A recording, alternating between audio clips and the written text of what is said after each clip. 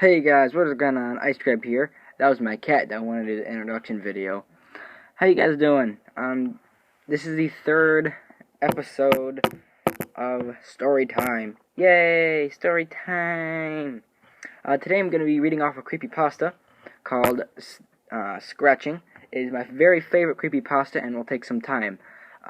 Estimated is about 27 minutes and 26 seconds, so yeah, that's about as long as it's going to take, probably a little bit longer because I'm a bad reader when it comes to reading out loud. This creepypasta is rated 9 out of 10 by 678 votes. I personally love this one more than any other that I've read. So let's just get straight into it and start reading it. When I was 12 years old, my parents finally... Shut up. I'm serious, dude. Chill out. When I was 12 years old, my parents finally decided to split me and my younger brother up and give us our own rooms. Are you serious, bro?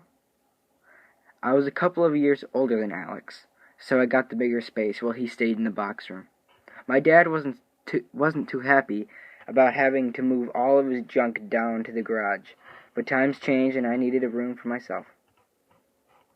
The four of us lived in a bungalow on a quiet suburban street, at a rather reclusive area. Me and Alex would get bored sometimes, as there wasn't much to do. But for the most part, all we needed was each other. Being two young boys with no one else to play with in such a huge neighborhood, we were as close as two brothers could be. One day after school, we arrived home to find that all of my belongings had been moved to the room next to Alex's. I didn't expect to feel sad about it at the time, but deep down, I knew that sharing a room gave us a stronger bond. After the realization that we could no longer talk to each other at night, we had to come up with a plan. I devised a childish kind of Morse code, a series of taps and scratches that we relay on each other on the wall behind our beds. I knew that this way we wouldn't get caught talking in the hallway or become bored during the night. After about 3 months, we had become experts at our own secret talking and had managed to learn just over 100 words. In our few months of doing this, there was one night particular that stood out among the rest. In the early hours of the morning, I was awoken by the familiar taps and scratches. This was confusing because Alex had never woken me up like this before. I sat up listening intensely to the words etched into the wall. It was vicious. It didn't sound like Alex, and some of it I couldn't even understand. At that moment, I noticed that Alex stood in my doorway. "What are you doing, Jack?" I stared at Alex in horror.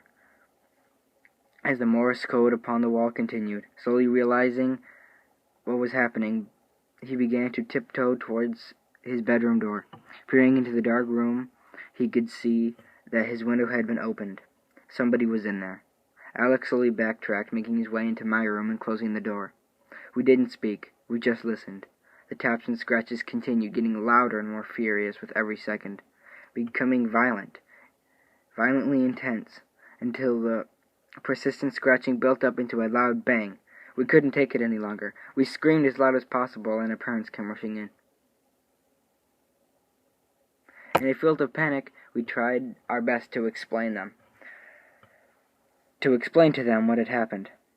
Mom sat and comforted us, while Dad went and checked Alex's room. Seeing the open window, he sprinted into the garden to investigate, only to find that there was nothing there. After our parents tried to do their best to convince us that it was all just our imaginations, but we know what we heard. After we finally calmed down, we were put back to bed, and all of the windows were locked. An hour or so later, I heard more tapping on the wall. "Jack, I'm awake." Sorry.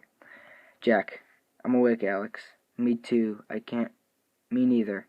There was definitely something wrong." I know, Jack, he is here.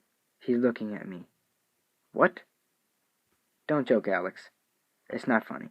Jack, he's staring at me through the window right now. I've got to move." The tapping ceased, and Alex came stumbling into my room with a look of, what is that? Unconsciousness, I think, in his eyes. I shut the bedroom door, and we sat on the bed shivering. We knew that there was no point in shouting our parents as they... Sorry. We knew that there was no point in shouting our parents as they wouldn't... Shouting. What the heck? This is not right. This is wrong. It says, we knew that there was no point in shouting our parents as they wouldn't believe us. Okay. There would be no evidence of anybody being outside, and we would most likely end up in trouble. Then we heard footsteps. They were accompanied by scratching that seemed to lead from the hallway outside of Alex's room, and inching towards my room. The heavy stepping stopped, and a shadow blocked the moonlight behind the curtains. The window began to move The window began to move a little, as if it was being unlocked. We held our breath as it shook and creaked, but luckily it stayed closed. The figure leaned up against my window, almost completely shrouded by the shadows, and he stared into my room for what felt like an eternity. After a while, the shadow disappeared and never came back. I asked Alex in the morning what the man in the window looked like. He told me he couldn't remember, but it wasn't a man. After the incident, we both seemed to block it out of our memory. We got back to our normal lives and completely forgot about it. Alex got the worst of it, but he was doing fine. That was the main thing. Until 3 years later, that I realized it was never really over. I thank you guys for listening to part 1 of the scratching. There's actually 5 chapters of this, so I just think we're going to do one at a time just to make it slow. Yeah, so thank you for tuning in. Go read it for yourself at Creepypasta. Just type in Creepypasta scratching and you'll get it immediately. You can read it anytime you want. Yeah, so see you guys later.